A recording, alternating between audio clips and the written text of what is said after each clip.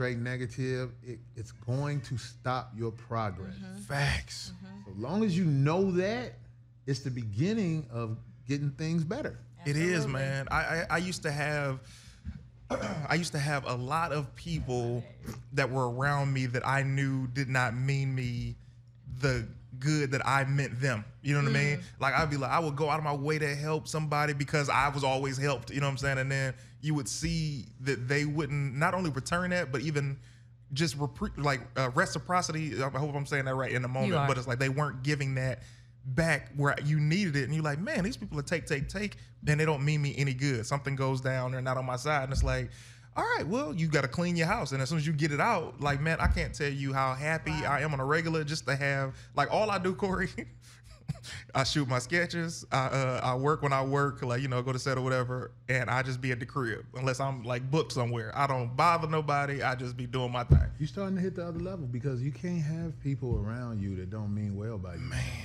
You can't have them around you. I don't care who they are. I don't care if it's family. Yeah. That's real. If you try to get something done, you have to evolve away from them. As soon as you realize this person is not really about something good. I got a friend, he used to fight his girlfriend. He used to fight I'm talking about girlfriend. they used to, you know, you get in an argument with your girl, that happens. But he used to hit her, and I used to be like, man, I can't fuck with you.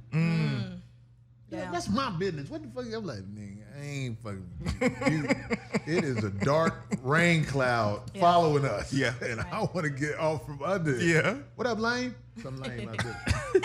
Yeah, they keep walking by and grinning and hearing They want us. attention, so you guys, hey, what up? Gotta give it to them. I kind of want to say something if y'all don't mind. Hey, you Go guys, ahead. Leon Ross is here. So, Wow. So everything you just said, like I feel that to the core, right? And to piggyback off of what you guys said earlier about, you know, if there's a problem or there's static, whatever, y'all always address it, right?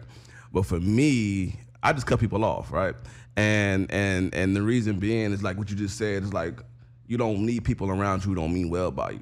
So if I feel like we get into it to a certain, because I'm a very chill dude. If we get into it into a certain extent to where I realize your character and who you are and how you are, I don't even want to be associated with that no more. Right.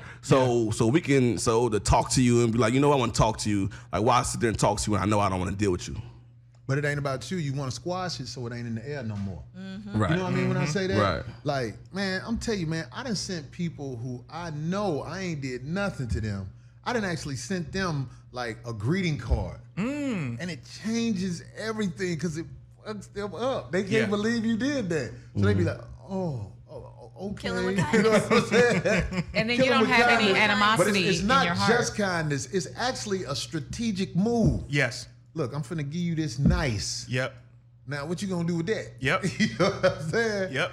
Is it genuine? It's genuine if I did it. Yeah. Because let me tell you something. You saw I said the one thing about the one brother because I know I'm not finna smile and play with him. Yeah. It's there and it's not going nowhere because I don't even get like this. You get what I'm saying? Yeah. But I'm just saying it's like it ain't always about you, bro, because you never know what could come from the smallest static. You get what I'm saying? It's your Yeah, so that's that's why, a good point. Man, don't ever feel like somebody got ahead of you when it comes to you being nice to them. All they can do, if they want to take your nice and ball it up and still be that way, then you can just laugh at them. You know what I'm saying? Because you winning. Because you did what you was supposed to do. Absolutely. Yeah. You did what you were supposed to do. It ain't about the contest of who this, who that. Man. Them people don't count, man. Them people, I call them average folks. They just out here. They don't mean nothing. Yeah. They food. Damn. You know what I'm saying? They food. Daddy was around, he'd have told you that. Because, you know, you love your daughter, so you cheat the game by telling her the truth. Yeah. You know what I'm saying? That's why these girls need their daddy around. Because a lot of times, girls who grow up with a daddy, meaning like a male figure around, they don't get played as easy. Right. That's true. I have And my if they dad do in get my played, life. they know they're getting played and they know what's up. So know they're what's not up. going in blind. Yeah. Yeah. There's so many girls who go in blind and they be so bitter when they figure it out. You be like, it's Facts. not my fault. Your mama kept you. Your brothers and sisters that she didn't keep, they ain't going through none of this. Oh my That Lord. she didn't. It's your mama's fault that you got played. That's a fact. It's so real. It's like, man, I have been very fortunate to have a mother that taught me the game about women growing up to a lot of extent. A lot of stuff she couldn't tell me because she couldn't have encountered the things that she couldn't have known the things that I would encounter to a certain extent. But the stuff that she did, I bypassed so much because it's like there are so many women, people in general, I shouldn't generalize that. There are so many people in general who will try to take advantage of you by small things. Like when we joke about Haley all the time because Haley is the I'll buy you a home if I have the money and you want it type of girl. But that's gonna change. Oh man, this Hollywood is gonna make you realize it has to. Boy, you weren't fucking with like that. Because there are It's certain unfortunate, people. but yeah, you're right. You are absolutely right. Yeah, man.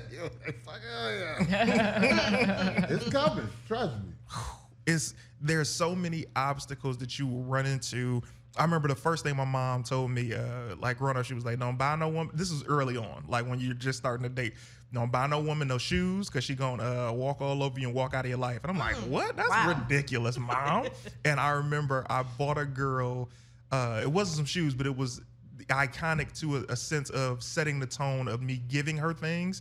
And she was one of those girls that's like, ooh, what am I gonna get next? What am I gonna get next? And I'm like, oh man, my mom told me about this and I didn't even think about it. And then, so even with Tange, I didn't buy her shoes for years. For the longest time, I suffered. I kept asking for shoes and he was like, nope, my mama said you buy her some shoes, she can walk out of your life. I'm like, man, we're gonna get married. Can I get some shoes? I didn't get her shoes until she had that ring on. You understand me? And I'm talking about after I do. So I'm like, now you can get some shoes.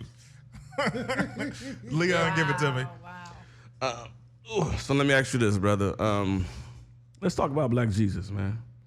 When are you coming back?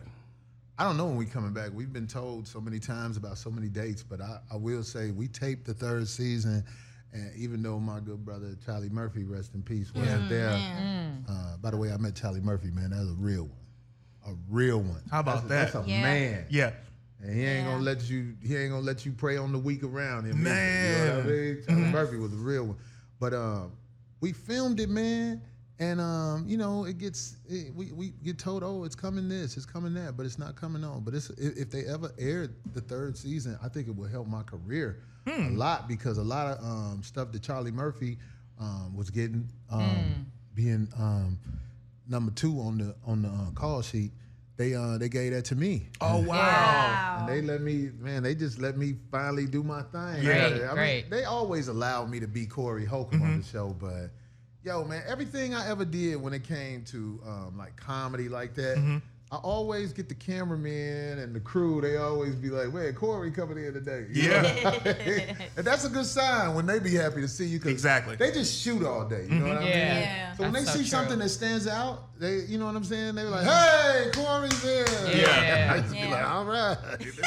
Gotta feel good. Yeah, it's a breath of fresh air. It's like that shows you that you're one of the chosen ones, man. Like your energy has always been, I'm of the people. Like your fans are you. You like, yo, I'm representing working class. I'm representing real people. I ain't with that bougie shit. Absolutely. I'm a real cat. And that exudes off you, man. Like you don't come off as arrogant. You don't come off as, oh, I think I'm better than you. And what's so funny is you're so talented and so loved. And that's why people are like, man, this guy's real. And you've accomplished so much. And you still treat everybody from the president of something to the janitor of something like they're the exact same person. Oh, I appreciate you saying that, Clayton. My association with the people makes it where I could eat without Hollywood. I haven't really done Hollywood. I mean, Black Jesus.